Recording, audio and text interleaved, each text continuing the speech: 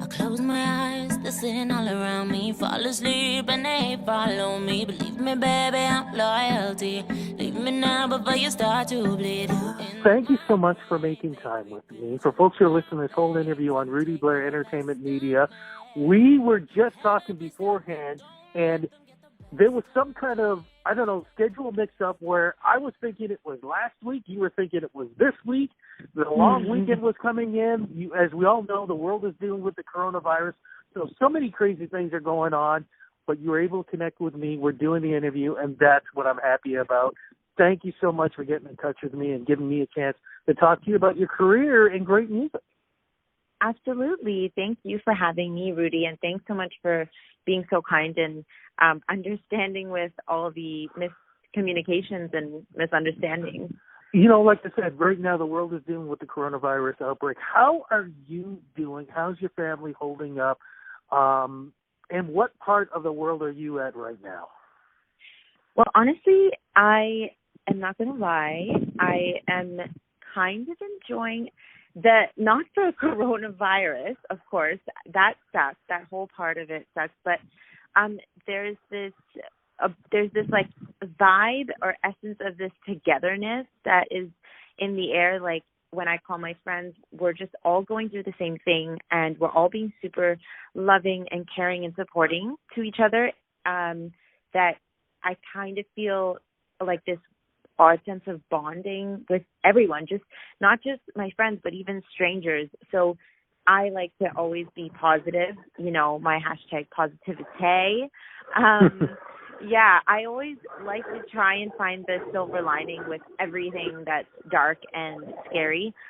So on a positive note, I am kind of happy that I can go through this with the whole world, like with everyone, with you, with my family, with my friends, and also it's giving me an opportunity to stay home, and it's giving me those extra hours that I never had to work on my art and my music. So I'm not too mad, but I do hope that, you know, we get out of this quicker, sooner than later, of course.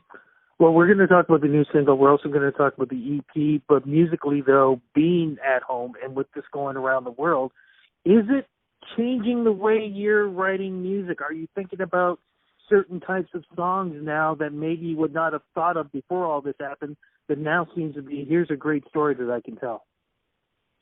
It's funny you asked that, because literally yesterday I wrote a song about being together and like we're all in this together and we're going to get through this together. We can do it. We believe. Like I literally wrote that song yesterday. So, yeah. So, and I don't think I've written a song like that ever, actually. So maybe it is. Maybe the coronavirus is inspiring me kind of to write about this sense of like togetherness. Yeah, I think you're right. It has changed. Well, you know, the great thing is, too, that you have released new music. Was there any kind of debate for yourself about, should I do this now with the way things are? Should I wait until maybe more people and what was it important to still release it? What do you mean by do this now? Like do what? Releasing the single and the EP during this date, because some artists might think, well, maybe I'll wait until things are a little bit easier out there right now, where others are thinking, you know what, people are locked up, they need something new, they need something fresh, this is the time for me to do it. Yeah, I would say at the beginning, we did have our whole, you know, release plan and everything, and then this coronavirus hit, and we did as a team get together and try and see what is going on. So at the beginning, I would say we halted on a lot of stuff and just kind of waited it out to make sure, you know, what to even understand what is going on. But once we realized that we're stuck in this for longer than we thought, we decided as a team that people need music right now more than anything, because, like, I know for myself speaking, in my darkest times and in my lowest times and in my most loneliest times, I've had albums that have gotten me through those times. And so if any time is the most perfect time to release music, I think is now, because people are home, people are, going through Corona PTSD. So we need to, as artists, that's our job. We need to give them good music so that people can hold on to that hope right now, I think. And not just that, because as we speak, it's still spring. Summer is slowly coming up. The good weather is finally kicking in. And we need some summer anthems. And that's your job, too. You realize that, right? Exactly. You are so right, Mr. Yes. I always say, like, music is not, the lyrics are everything.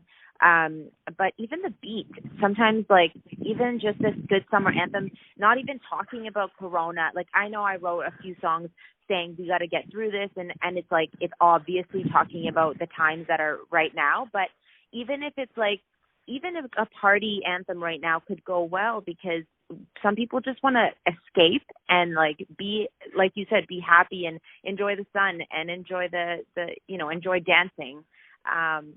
So yeah, I agree 100%.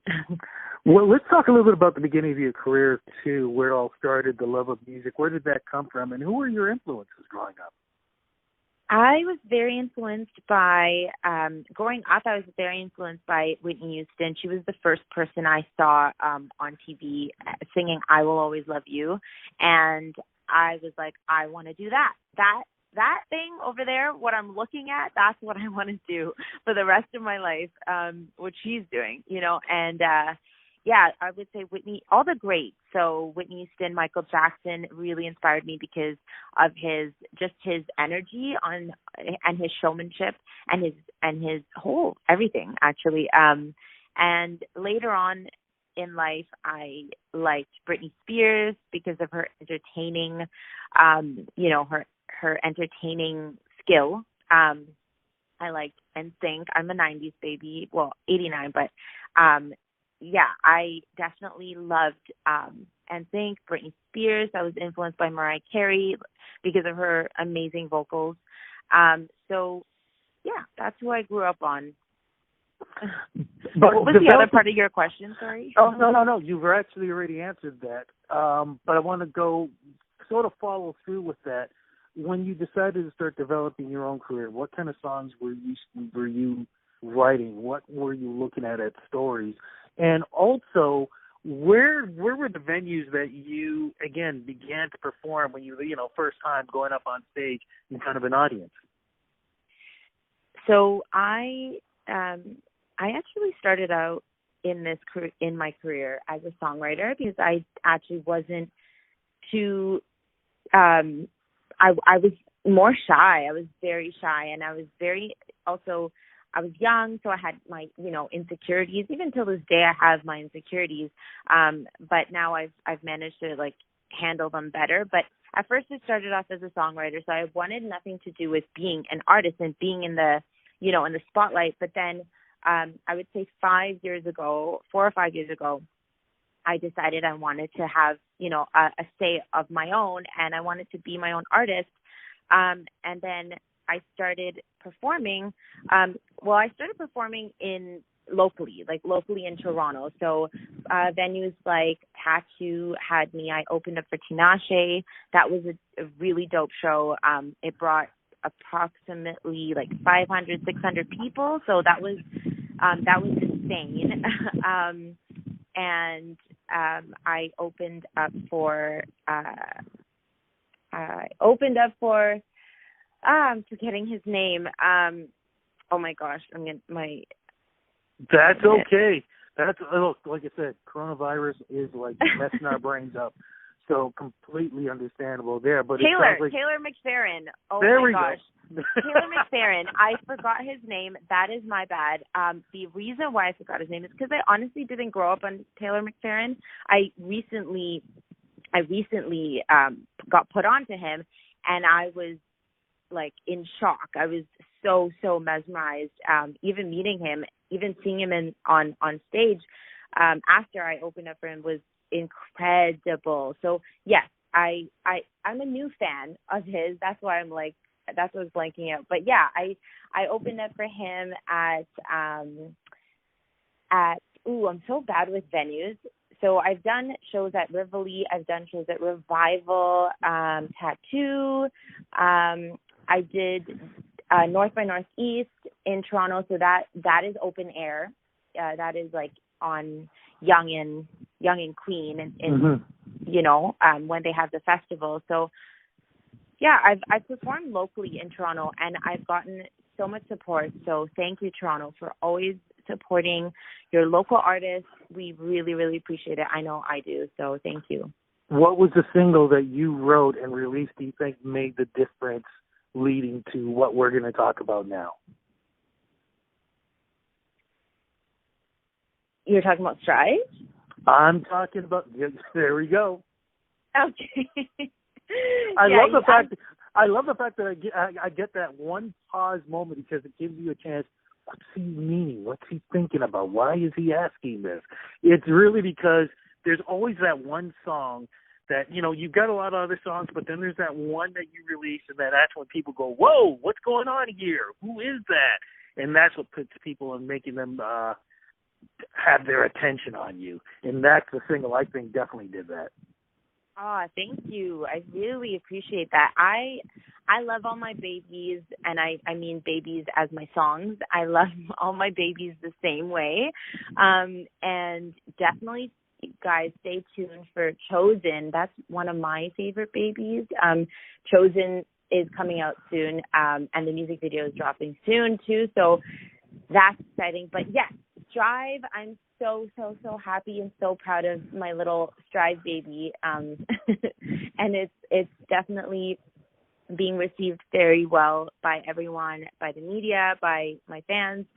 And I'm really happy because I wrote that song with like a lot of feels when I was in my feels back when I wrote it. I was very honest with that song, even though it's on a dope beat, like a cool, fun dance vibe beat.